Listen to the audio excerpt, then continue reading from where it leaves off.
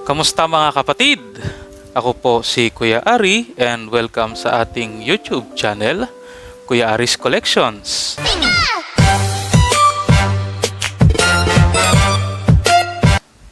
In this video, isa na naman pong ETB ang ating bubuksan, pero bagong set or ibang set.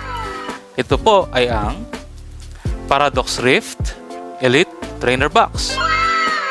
So, ngayon lang ako magbubukas ng Paradox Rift. Kaya, samahan nyo ako sa pagbubukas nitong box na to. Etong version pala ng Paradox Rift ay si Iron Bundle. Yan. So, meron pang isa at yung isang version ay si Screamtail.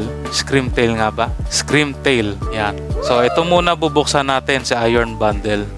So, similar sa ibang ETB, this time meron siyang promo card. Yan, si Iron, yun nga, si Iron Bundle nga. So, tara, buksan na natin. Yay! So, ang Paradox Rift nung aking tinitignan sa TCG player, wala siyang masyadong chase cards. So, ang nakita kong parang pinakamataas na value ng card sa kanya ay a little bit less than 60 USD. So, yun lang. Pero marami siyang mga 10, 20, 30 USD. So, ito, yan. Player's Guide. So, ano ba yung nakita ko ditong mga valuable cards? Ito, may value yan. So, hindi ko pa masyadong saulado. Ngayon lang din ako magbubukas nito. Kaya, nakalimutan ko na yung mga itsura ng valuable cards. Ito. Yeah, isa yan, si Groudon. Yan. Meron pang isa akong nakita Garchomp. So, hindi ko matandaan yung kanyang itsura. Anyways, mamaya, pag nabunot naman natin yan, papa-edit natin uli sa ating butihing editor. Yan. Buksan na muna natin ito. Tingnan natin ang laman. Again, yan ang cardboard. At naglalaman siya ng 9. Okay. 9 na Paradox Rift Booster Packs. Okay. So, same sa ibang ETB. Merong damage counters, dice, condition markers. Ito yung kanyang dividers. Maganda naman. Energy. At ito si Iron Bundle. So, ano sila? Mga full arts. Halos similar sila nung ibang promo card ng ibang ETB. Okay, dito muna siya. Ang ETB code card at yung matching sleeves. Okay? So, tara. Dito na muna to. Magbubukas na tayo ng packs. So, hopefully, kahit walang masyadong, sobrang mahal na mga cards, makakuha tayo ng maraming mga hits, di ba? Yun naman ang habol natin kapag nagbubukas. Bukod sa makomplete yung set, makakuha yung mga big hitters. So, pack number 1. Madikit. Okay, Octillery, Golbat, dumikit. Si Larry, Yamask, Counter Catcher, Absol, Masquerain, Zebstrika, so reverse, Mienshao reverse, and Porygon Z. Okay, so wala. So iniisip ko kung ano ang nakakaapekto sa set, kung bakit yung ibang set mahal, yung ibang set mura. Dahil ba mas mapagbigay yung certain set kaysa sa ibang set? I mean, mapagbigay mas marami ka na akong hits. Ewan ko. Blipbug, Fuecoco, Honedge, Dweeble, Steenie, Counter Catcher, Absol, Reverse Mindful, Reverse Toadscool, and may rarity siya. Absol. Ay, hindi pala Absol. Armarouge. Di ba? Mapagbigay. So, again, tulad po ng dati, hindi ko po sa ulado ang market value nito. Alamin pa po ng ating editor yan at i-edit. Lalagyan niya ng kaching yan. Kaching! Oh. Pero, special card, textured, full art. Yan. Diba? At maganda. Diba? Second pack, may nakuha tayong hit. Yay! So, kaya siguro ganon. Pag mas mapagbigay yung set, mas maganda ang pull rate, ibig sabihin, siguro, dahil mas maraming ganong card sa market, ay mas mura, no? Ewan natin. Basta, theory lang naman. Law of supply and demand. Mas konti ang supply, mas nagiging mataas ang demand, di ba? Surskit, Wismore, Flamigo, Porygon, Ancient Booster Energy Capsule, Earthworm, Professor Turo. Parang kapitbahay mo lang, no? Si Maturo, ganon. Professor Turo Scenario, Sidra Reverse, Mantike Reverse, and Zekrom Holo. So far, iisa pa lang. Huwag sanang matapos doon, di ba? Iisa lang. Pang ilan na to? Fourth? O third? Fourth yata.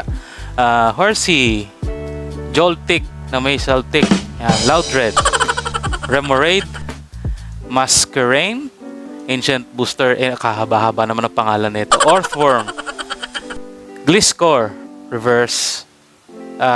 Diba? Isa pa. Si Mela. Sabi ko nga sa inyo, hindi ko saulado.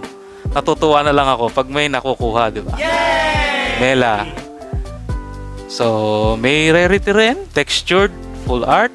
Hindi ko lang sure kung ito yung special illustration rare or something. Yes! Yes! Nice, 'di ba? Dalawa na tayo. Na maganda-gandang card. Hindi kaya ang swerte natin na andun sa mga set na hindi masyadong in demand. Doon tayo nakakakuha ng maganda. Si Milotic and then your basic energy. Next pack. Ayaw niya magpabukas. Bakit ayaw mo?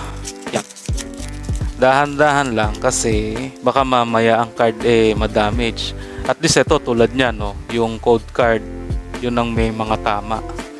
Okay na yung code card, wag lang yung mismong hits natin. Sidra, Magby, Vanillite, or Oricorio, Mainshao, Rika, Gorgeist, Ferroseed Reverse, Cloth Reverse, and Morpeko Holo. Ba? Nakakatakot si Morpeko dito. Next pack. So, 2 hits pa lang. Mamalay mo nyo, meron pang iba, diba? Pero, take note, na-encounter natin. Regular EX lang ang nakukuha natin. At least ito, hindi mga regular V or regular EX. Parang ano sila, special art, full art. Okay. Pumpkaboo, Zubat, Natu, Purloin, Professor Turo Scenario, Mainshao, Rika, Nimble Reverse, Technical Machine Blindside Reverse. Di ba? Isa pa. Special ano rin yan. Special art, full art. 'Di ba? Ayan ang kanyang rarity. Di ba? Nakakamagkano na tayo? Di ko alam. Basta 3 hits na 'yan. This is not your regular EX. Kita nyo, textured siya. Okay? Basta okay siya, wala siyang masyadong tama. Wala siyang tama. Okay lang yung whitening ng konti. Diba? 3 na. Yun nga siguro, no? Pag hindi ko repot yung set, maganda pull rate, mababa ang value ng mga cards niya. So, diba? Maganda-ganda yan. Ayan, maganda-ganda yung kuha natin. Kahit ba pa $5, $2, $10. Kunin na natin yan. Yes! At least alam natin yung ating mga cards ay may value. Hindi lang cents. Okay. Swablu, Pansear, Nickit, Gligar, Professor Sada's Vitality, Tatsugiri, Dondozo, Brute Bonnet na, holo to Oh, holo to. Brute Bonnet na holo. Zacian Reverse, and Espathra holo. Yan. Second to the last pack na pala tayo. Parang ayoko pang matapos Pero at least, di ba, meron tayong nakuhang maganda-ganda. 3 na. Madagdagan sana. Okay. Minfu, Ferocid, Gible, Pampor, Gorgeist, Professor Sada uli, Tatsugiri, holo rin to na Slitherwing. Dalawa na ito pa. Di ba? Ito hindi ko alam kung may value. Siguro to be treated as a reverse or holo foil, normal holo foil card. Pero ito, di ba? May full art na naman tayo. Full art. Di ba? Cyclizar. Talagang bike Cyclizar. Full art. Di ba?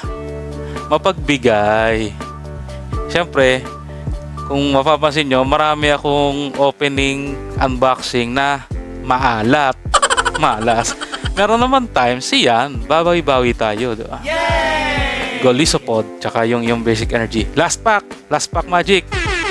Groudon. Basta wag lang dumoble, basta isang special card pa. Last pack for Paradox Rift, ETB. Yan. Nacli. Sino to? Parasol Lady. Porygon 2. Octillery. Technical Machine Devolution. May Pokemon palang ito. Exploud. Dumikit. Simela. Plusle. Reverse. Wiglet Reverse. And wala na. Steelix Holo. So, yun po. Para sa Paradox Rift, nakikita nyo naman. Medyo maganda ang bigayan. Diba? Mga special full arts. Special illustration. Yan. So, okay. Hindi na masama. Pero siguro may na-encounter pa tayong ETB na mas maganda ang bigay kaysa dito. Pero 4 in one ETB, hindi na masama. We had much worse experience sa mga ETB. Okay po. Salamat po sa panonood. Ako po si Kuya Ari. Please like, share, and subscribe. And as always, thank you for watching. Take care and God bless. Bye-bye!